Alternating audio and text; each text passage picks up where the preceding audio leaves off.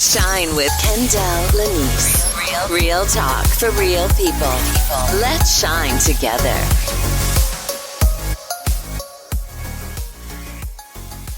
All right, welcome to Shine with Kendell Lenice. I am your host, Kendell Lenice. Allow me to introduce myself to you just a little bit further.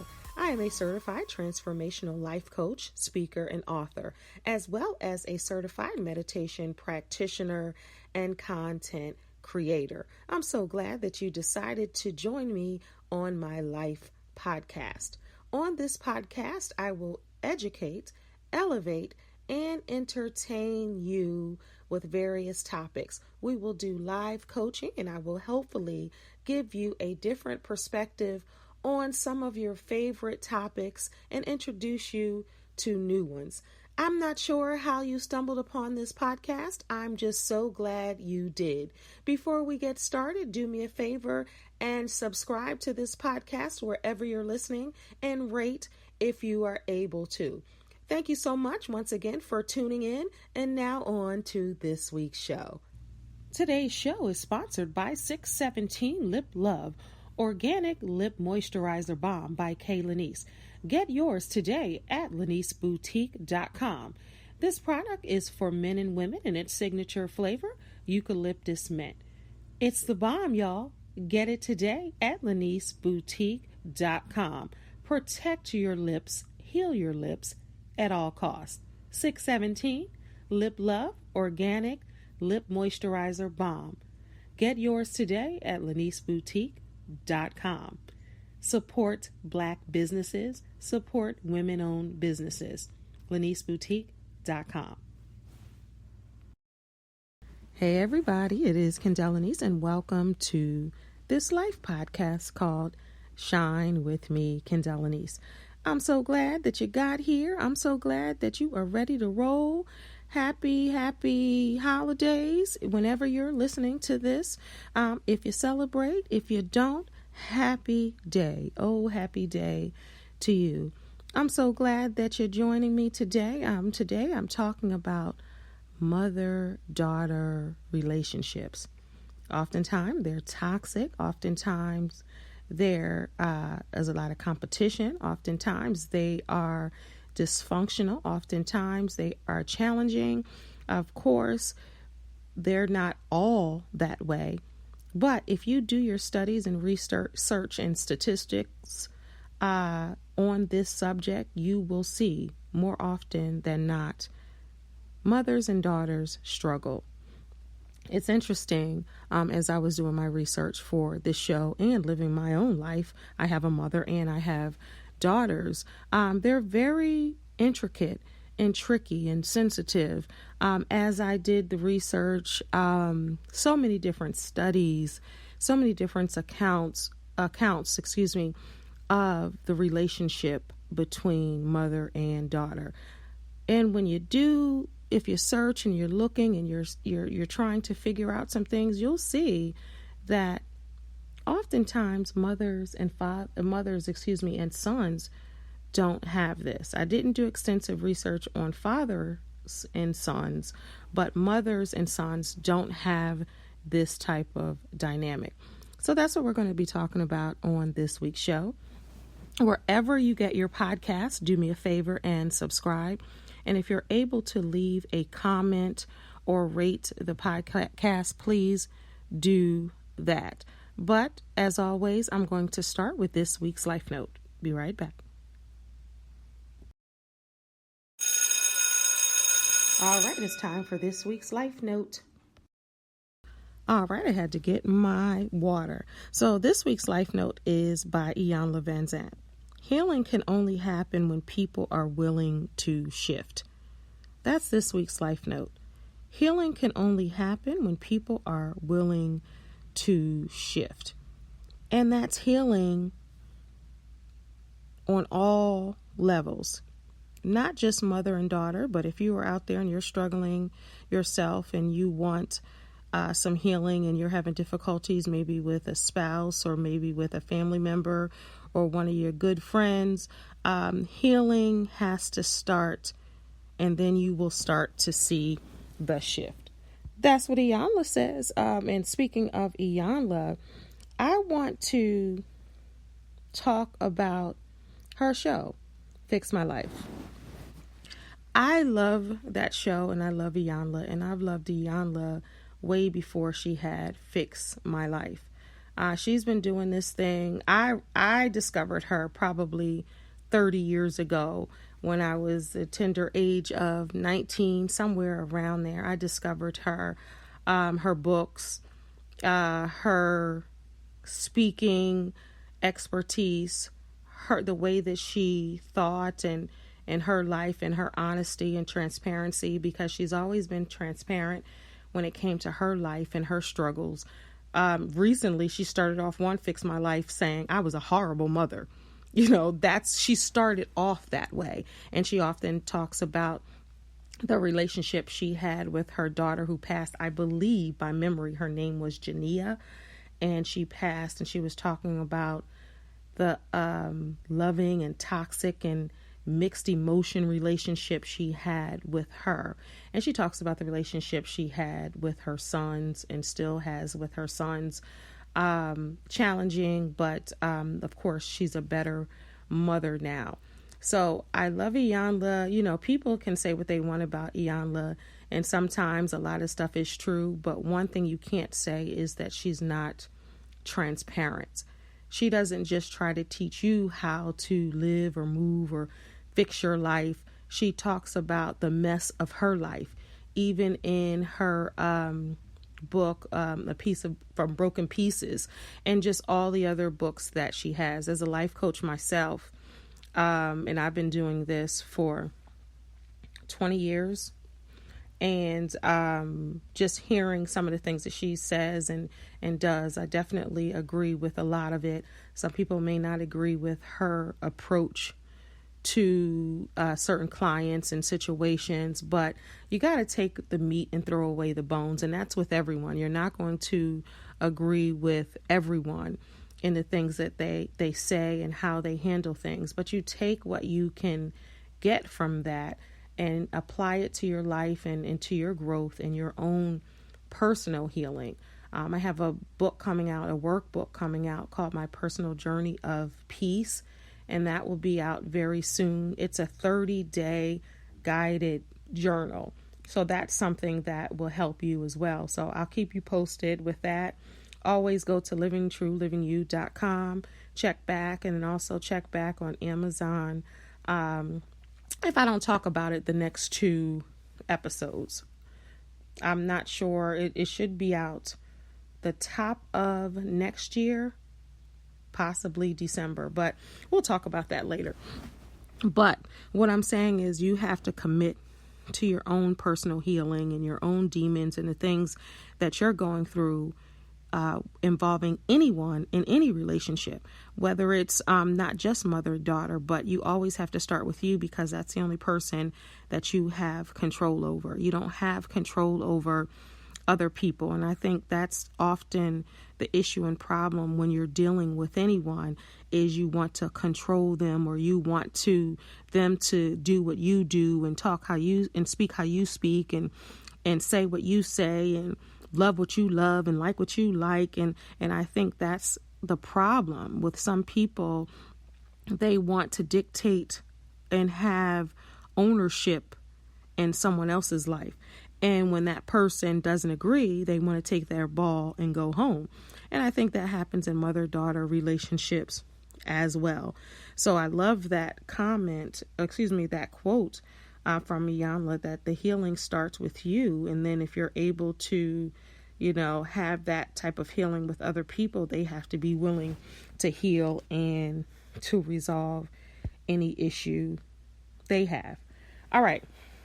So I want to continue talking about Iyanla. This is not going to be in the Iyanla Van Zant show, but so if anyone has seen this season of Iyanla Fix My Life, this is the last season of it, I had an opportunity to be on that show. Nope, not as a guest, but Harpo Studios called me a few years ago and said, hey, do you want to commentate on one of the shows? And I was like, abso-freaking-lutely. I'm with it. I already told you how I felt about Iyanla and as a life coach and all of that. So when they contacted me, I was like, heck yeah, I will do it. And if you remember a few years back, if you actually watched that show, it was when the guy had a boatload of kids. I think he had 8, 9 kids, and he was trying to reestablish the relationship with the kids, and then the mothers were on there and all that. So that was the show that I commented on and did a commentation video. So if you have that, I mean, I still have the little piece that I tried to record from the TV, because first my daughter heard my voice, and then I heard my voice, and I looked up and I was on there. So that was definitely an honor to be called by Harpo Studios, and then to be able to, I guess, give my 2 cents on that show live on OWN. So that was an honor for me to do, especially on that show, which is about healing and growth and life coaching, because again, I am a life coach. So that was very special to me. I believe that's somewhere on my YouTube channel. I have that little clip. Folks were calling me, like, shout out to Sunshine Anderson, the singer. Heard it all before. I remember when that was on, because we have been friends online for probably over 10 years. And I remember when that aired, she hit me up, was like, girl, I see you on the TV. So I thought that was pretty cool, along with other people who watched it. All right. So if you've seen this season of Iyanla Fix My Life, right? She's had a lot of mothers and daughters thus far on there on this last season. She had comedian Lunell and her daughter, Danelle, I believe her name is. And then recently she had Lisa Ray McCoy, her daughter Kai, and her mother. And the dynamics between Lisa Ray and her mom, and then the dynamics between Lisa Ray and her daughter. And then I saw upcoming previews, and she's going to have some more mother and daughter guests. I'm not sure. They didn't say why they're having all these mothers and daughters. And if you looked at Toni Braxton and you know all her sisters and her mom, those dynamics, I mean, if you look back, you had Selena Johnson, singer Selena Johnson, and her mother with issues with that, and then her sisters. I mean, we can go on and on and on. People who you may recognize and people who just are regular, average, everyday people struggling with the relationships between mothers and daughters. So it's not limited to just celebrities, and it's not excluding any quote unquote normal folks. I hate to say that because we're all normal. That's just their job. Being a celebrity, that's not who they are. But saying all of that, so many people struggle with those relationships, right? And that's what we're going to talk about today. Why? Why do you think that mothers and daughters have often toxic relationships, or the dislike or conflict or hurt, and it's often, why do mothers hurt their daughters? I've heard that time and time again. And I was reading something that said mothers tend to hurt their daughters because they haven't healed the hurt that they've been through. We do not hurt others when we feel good, truly good about ourselves. Some mothers feel helpless and exert what power they do feel they have to hurt their daughters, thus feeling less powerless. So that's interesting. And you got to remember, mothers are people too. Mothers tend to hurt their daughters because they haven't healed their hurt. And that's the thing that everyone has to know, is mothers are human beings with experiences, with past, with heartbreaks, with concerns, with issues, with dysfunction of their own. I know with my mother, I struggle with the relationship with her. And oftentimes it is combative. Oftentimes it does get heated. Oftentimes it's very toxic. Oftentimes. And I went back to say, okay, when did we start having serious battles. Outside of, the puberty and teenage and, disagreeing because different generations, outside of that quote unquote normal stuff, when did we really have issues? And it really stemmed from religion, because I'm not the same religion as she is. She recently admitted that's a problem for her, because she feels like it's disrespectful. She feels like I'm disobeying. She feels like I'm, it's personal that I'm not the religion that she is. And she's never going to completely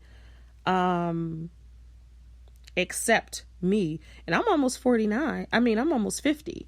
And she still feels that way, So that is a problem, and it's a struggle, and it's really put a strain on our relationship. And then, of course, that has opened up other wounds, and it caused, a lot of tension. And I'll just say that I feel that religion should not come between a mother and the daughter. But I know that it has with me, and our relationship is very strained right now because of that. That is like a big thing with us. So a lot of mothers and daughters, I hear them talk about jealousy and conflict. And even on Iyanla, it was Lisa Ray's father, who she loves so much, and her name is Lisa Ray. And when people call her Lisa, she does not like that, because her father was David Ray, and she was named after him, and he's no longer here. So that hurts her when people don't put in the Ray part. So I get it, and I understand that, and I respect that. But Iyanla was saying with them that it was almost like Lisa Ray was her father's the other woman, in a sense. So it was the mother, and then Lisa Ray was almost the other woman. And the father played them against each other and caused some jealousy. And I can understand that as well. So I just wanted to read some things to you. What is a toxic mother and daughter relationship? Dysfunctional mother and daughter relationships can come in all forms. Often it can come from criticism, where a daughter feels that she is constantly getting negative feedback from her maternal figure. As a result, the daughter grew up feeling little warmth or uncomfortable going to her mother for comfort and support. I totally get that, because mothers do have a way of being very critical of daughters. And even how I mother, it's totally different. My daughters and I are extremely close. I have 2 daughters.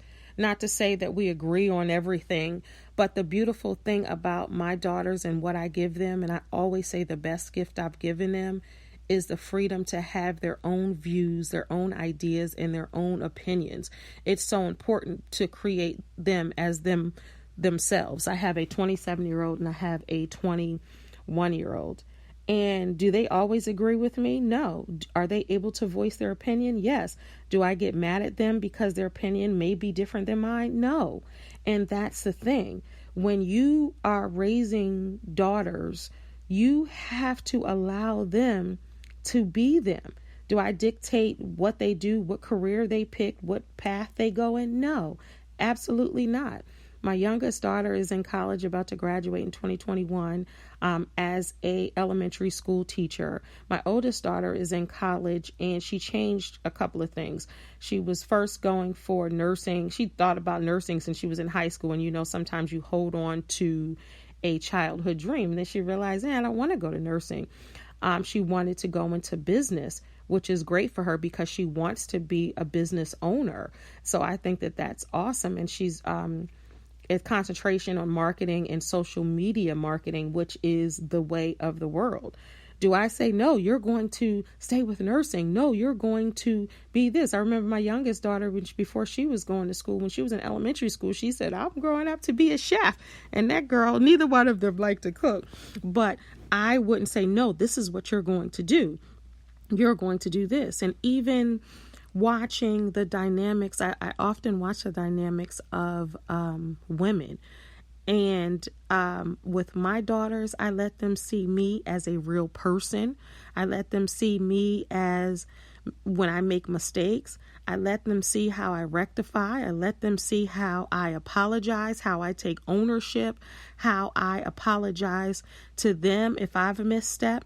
And I remember my oldest daughter was like, there was a trend on Twitter. And they were saying, my mother doesn't apologize to me. Black mothers don't apologize. And my daughter came in there. She said, you know what? You're not like that. Like, you apologize. If you feel like you've wronged us or you did something, you take ownership and apologize. And she was like, I appreciate you for that. And that made me feel so good, because your daughters are people too. They're not, you don't own them. They are not who you own. You don't take ownership of other people. This is not slavery. You know, they have their own views and opinions. And if you've done wrong or you said something wrong or you take ownership. That's how you teach your daughters. And I know a lot of parents who will not apologize to their children, adult or otherwise, for nothing. Trust me, I know personally, it doesn't go down like that. But that's not the type of mother that I wanted to be. I want to be a real person, sharing real experiences about me and who I am. Because for so long, people used to think that I was perfect, and some people still think that. And as a life coach, I get online, I do my videos like, look, I'm flawed just like you all. That's my profession. That's what I've studied. That's what I know. But it doesn't mean that I don't make mistakes, and I think that that's so important. And when you don't tell your daughters your story as a woman, I do this, and then I heard Iyanla confirm it. I was like, yes, I say that all the time. But it's important for you to tell your daughters your story as a woman. And when they get older, because for years my daughters thought that I was a saint, or that, I didn't do any wrong, and because that's your mother figure. But when you say, look, hey, I've stumbled, I've made mistakes, I've done this, you look like a human, and you also give them permission to mess up or make mistakes, or not to feel the need to be perfect. And that is an issue. But as my daughters and I were watching Real Housewives of Potomac, Wendy, the newest member, and her mom, and her mom, they're Nigerian. So if you know anything about Africans, oftentimes education is like top. And their children, their daughters are their biggest gift and reward. So Wendy is a political commentator, but she's also a professor at Johns Hopkins Medicine in Baltimore. And she wants to kind of move more towards the political commentary and less as a professor. And she was scared to tell her mom as an adult, because her mom is like, no, I did that. I'm proud of you. Everybody knows you for that. And, that's her bragging right that her daughter is a professor. And Wendy was upset because she didn't feel like her mom really cared, or she was afraid to, tell her mom what she really wanted to do, because oh, excuse me, this is a live podcast, sorry, bless me. But she was afraid to tell her mom that she didn't want to be a professor anymore, because she didn't want to let her down. And then of course her mom wasn't for it, because she was like, no, this is what you do. But ultimately, your child has to be the happy one. So even though she didn't agree in the scene, she said, I'm proud of you. I love you. And then Wendy was crying because she was like, wow, you said I'm proud of you. And even as an adult, you still want to hear that from your mother. You want to hear less of the criticism and more of I'm proud of you. And she told Wendy, you're a good person. Come on now, for your mother to tell you you're a good person and they're proud of you, that would mean the world to me. You know what I mean? That Wendy just started crying just to know that, instead of the critiques and the criticism, say that, because your children need it, of all ages. So I was trying to think if I want to take a quick break, and then I'm going to talk about the 8 toxic patterns of mother and daughter relationships. So I'm going to just take a quick break, and I'll be right back.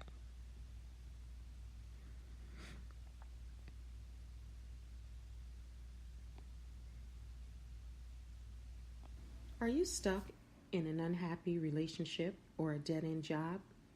Are you having difficulty moving to the next level in life? Are you looking for love or romance? Are you looking to achieve and accomplish your goals? Are you looking to get more clarity on your vision? Do you struggle with self-esteem? Are you looking for insight, trying to figure out what you're trying to do with your life? These are some of the things I can help you with. Hi, my name is Kendell Lenice, and I'm a certified transformational life coach. For more information about my life coaching services, please visit livingtruelivingyou.com. Now back to the show. All right, party people, and we are back. So, as I promised, I wanted to talk about the 8 toxic patterns in mother-daughter relationships. And this is from psychologytoday.com. So the first one they have here is being dismissive. Quote, "My mother ignored me," Gwen, 47, confides. "If I did something that I thought would make her proud," as we were talking about being proud, "she would either dismiss it as insignificant or undercut it in some way. And I believed for her for the longest time that daughters raised by dismissive mothers doubt the validity of their own emotional needs. They feel unworthy of attention and experience deep, gut-wrenching self-doubt, all the while feeling an intense longing for love and validation." Here's how one daughter describes it. All right, just want to read this quick. "My mother literally didn't listen to me or hear me. She'd ask if I were hungry, and if I said I wasn't, she'd put food in front of me as if I said nothing. She would ask what I wanted to do over the weekend or summer, ignore my answer, then make plans for me. What clothes did I want? The same thing, but that wasn't the central part. She never asked me how I was feeling or what I was thinking. She made it clear that I was largely irrelevant to her." All right. Dismissive behavior, as reported by daughters, occur across the spectrum and can become combative if the mother actively or aggressively turns dismissal into rejection. Human offspring are hardwired to need and seek approval from their mothers, and therein lies the problem. The daughter's need for her mother's attention and love isn't diminished by the mother's dismissal. In fact, from the own experience of the daughter, I know that it can amp up the need, thrusting the daughter into an active pattern of demand. "Why don't you care for me or love me, Mom? Why do you ignore me, Mom? Or plan to fix the situation. I'll get all A's in school or win the prize, and then she'll love me for sure." The response is inevitable. The mother's further withdrawal, often accompanied by complete denial about what took place. All right. So basically that's one, and they're saying that because the mom is just doing their thing, they're in denial of really what happened, thinking that they're doing the best that they can because that is the daughter and they are the mother. So they don't realize they're dismissing the daughter. They're just doing what they think is best. And I totally understand that. And I'm sure you all do too. Being dismissed can hurt your pride, hurt your ego. It can hurt your feelings when you feel like you're dismissed.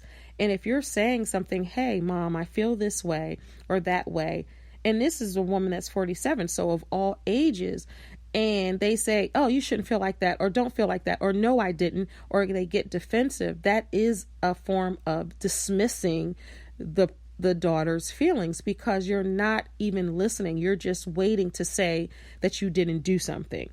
and you're being dismissive, or you say something like, I've done the best I can, that's dismissing the daughter's feelings because you're not acknowledging their feelings. Number 2 is controlling. So we talked about dismissiveness and 8 toxic patterns in mother-daughter relationships. And I know I don't have too much time. All right. So being controlling. In many ways, this is another form of dismissive interaction, although it presents very differently. The key link is that the controlling mother doesn't acknowledge her daughter in more than the dismissive one does. These mothers micromanage their daughters, actively refuse to acknowledge the validity of their words or choices, and instill a sense of insecurity and helplessness in their offspring. Most of this behavior is done under the guise of being for the child's own good. It's for your own good. The message is effectively that the daughter is inadequate, cannot be trusted to exercise good judgment, and would simply flounder and fail without the mother's guidance. That's being controlling. And I think that that's unfair. As I said earlier, the best gift that I've given my children is the freedom of speech and the right to and view of their own opinion, not just as they begin to grow up and become young adults, but even young. I remember my daughter asked me, she was in elementary school, and she said, Mom, you're the only one that still dresses me. The other kids are able to pick out their own clothes. Why can't I? And I said, you know what? You sure can, because that's freedom to them. And you still have to mother and still have to guide. I didn't want my child going out looking crazy, So what I started to do is I would get like 3 or 4 outfits and let her pick from them, meaning that, okay, as you're in elementary school, I'll give you choices and then you make that. And that gives them a sense of pride and feels like, hey, my mom trusts me to make the right decision. And then when my daughter got in junior high school, I wasn't picking out any clothes and she was. And I remember one time I was like, you going to wear that? I was like, I don't know about that. She was like, I love it. And as soon as she said that, I fell back. I said, well, you go, girl, because that's what you have to instill. They have to have their own confidence and they have to be okay. I remember the first time I got dressed, and this was as an adult. I think I was in my 20s. And my mom would always say, oh, you look nice, or that looks nice, or this looks nice. And I remember like when I would go over there, and I remember the first time, I think in my 20s, I went over there and I didn't get my mom saying, oh, you look nice, or this is nice. I felt some type of way, and I had to figure out what that was because I was still longing for her approval. And even as I got older, like I still was longing for her approval. And then it just stopped coming. And sometimes that is, and I told you with my story, it's religion. So if I'm not dressed a certain way and her religion says that you should dress a certain way, and if I'm not, then I'm not going to get a compliment on this or that, or whatever it is. But I remember the first time I did it, I was like heartbroken inside, and I never told anybody that. I was just like, it made me feel weird because I didn't get the approval, and a lot of children feel that way. So I totally get that. And number 3 is, as we're winding down, is being unavailable. So emotionally unavailable mothers, those who actively withdraw at a daughter's approach or who withhold love from one child while granting it to another child, inflict a different kind of damage. Ooh, that's, yeah. When you pit children against one another or you treat one better than the other, that is very damaging. So being unavailable for one child and not the other. Be mindful that all children are hardwired to rely on their mothers thanks to evolution. My mother, this says, my mother wasn't mean, one daughter writes, but she was unemotionally disconnected from me and still is. These behaviors can include a lack of physical contact, like no hugging, no comforting, unresponsiveness to a child's cry or displays emotion, and her needs. She gets older and still needs the same needs, and then talks about abandonment. So this goes on to say, literally, abandonment leaves its own special scars, especially in a culture which believes in automatic nature of a mother's love, instinctual behavior. In addition to being painful, it is bewildering, it says. Bewildering. That was true for Ellen, who is 39. All right. So Ellen says, I'm just trying to see how much I'm going to read. So Ellen says she sorted through many of these issues and, as a mother herself, now has limited contact with her own mother. Her parents divorced when she was 4, and she lived with her mother until she was 6, when her mother decided that her father was the quote-unquote appropriate parent after all. It was devastating for a 6-year-old, particularly since her father remarried and already had a first child with his new marriage. There would be 2 more, but the question was for Ellen, or Eileen, was this: I could never understand why my mom didn't want me around. I felt a huge part of me was missing in life, and my mom could only feel it. So that's someone that's 39 years old still dealing with this. As we're winding down. Enmeshed is number 4. Combative is number 5. And I'll read some on combative. Open warfare characterized this as the kind of interaction, though I have to put open in quotation marks for this reason, Psychology Today goes on to say. These mothers never acknowledge their behaviors, and they are usually quite careful about displaying them in public. Included in this group are mothers who actively denigrate their daughters, who are hypercritical, intensely jealous of, or competitive with their offspring. Yes, this means mean mother territory, it says. The mother takes advantage of the power play. They know the words of power play and mother seems to be combined in a single sentence. All right, so this person gives an example. I'm trying, how long? I have 7 minutes. Let me go through. I'm going to just go through the list. So number 6 is unreliable. We already know what that is. A toxic relationship where the mother is unreliable, either emotionally or physically. Number 7 is self-involved. So that's a toxic relationship between mother and daughter. If the mother is a narcissist, that everything is about her, the mother sees her daughter. If she sees her at all, it's an extension of herself and nothing more. Unlike the enmeshed mother who is intently smothering of the child, or her focus is on the child, this mother carefully controls her involvement as it suits her own reflection. A power play, she is incapable of empathy, instead very concerned with the appearances and the opinion of others. Her emotional connection to her daughter is superficial, although she would fiercely deny that if you asked her, but her focus is on herself. The tactic she uses to manipulate and control her daughter permits her to self-identify and feel good about thyself. Number 8 is role reversed. And that was the last one, yeah. So I'll read some of that. I still have a little time.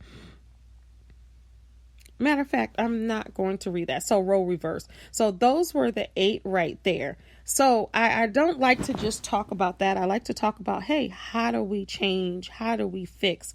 How do you fix mother-daughter issues?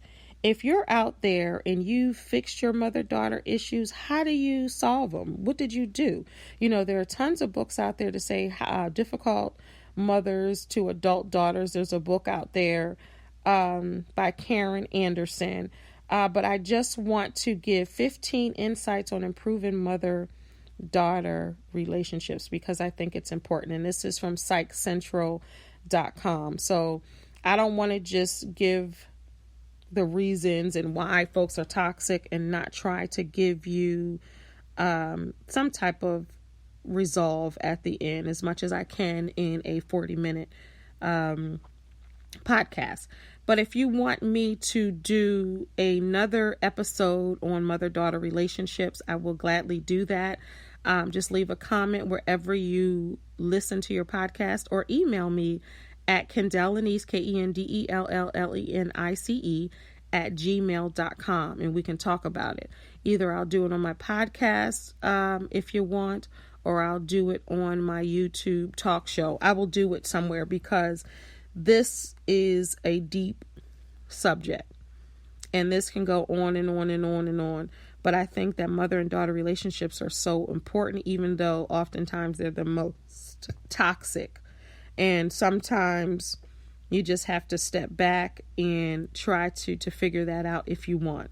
So that leads me to 15 insights on improving mother-daughter relationships from Psych Central. Make the first move. Don't wait for the other person to make the first move.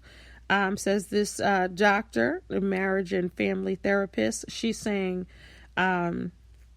sometimes you got to do it. Even if the mother will not, you have to make that first move. Also, like I was talking about in the beginning, you have to change yourself. Number 2. Many think the only way they can improve a relationship if they change the other person, obviously, but you got to change yourself. Number 3, have realistic expectations. Number 4, communicate. We know what that means. Number 5, be an active listener. And as a life coach, that's so important, and everybody fails at that because especially when you get defensive, you want to say, no, that didn't happen. No, that's not true. What about me? Everybody wants to do that, especially when they hear that. But we all can be better active listeners. So active listener is reflecting back on what the other person is saying instead of assuming you already know. So you say, well, what you're saying is this, just so you can be clear, or you're not waiting to just say your part. Number 6 is repair damage quickly. Number 7 is put yourself in her shoes. And that's so important. And that's what I try to do in all relationships. And that's why typically I'm the first person that always apologizes, always takes ownership and say, hey, I'm wrong. Maybe I should have said it this way. Maybe I shouldn't have said it that way. I apologize. I take ownership. And that's in all relationships, whether it's with my mom, whether it's with my daughters, whether it's with, my spouse, whether it's with my friends. I have no problem apologizing and taking ownership. I think that that's huge. You have to be an adult in that way and take ownership of your own stuff. And when somebody is not willing to take ownership of their own stuff, you can't really go further. And that's just my personal and professional opinion. But it's always important to put yourself in their own shoes.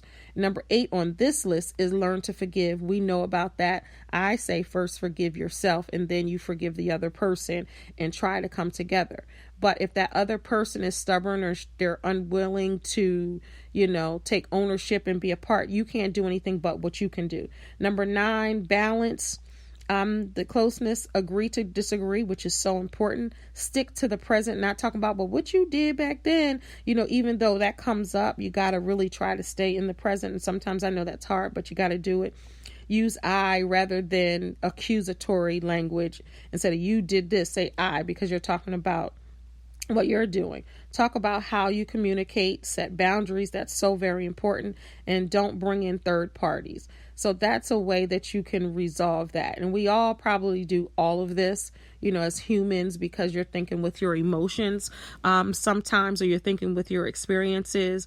But if you want to repair the relationship with your mother or your daughters, you're able to do that, but you can't do it by yourself. But do everything that you can do and pray about it, repent, apologize, do your part, forgive them, and try to let it go. But you can't do it by yourself. But if you are willing to do it and you be the one, then that's all you can do. But thank you so much for tuning into this episode of Shine with Kendell Lenice. Remember, you are a star, so don't allow anyone to dim your shine. Until next time, God bless, peace. Visit Living True Living You for more information about me.com. God bless. Shine with Kendell Lenice. Real talk for real people. Let's shine together.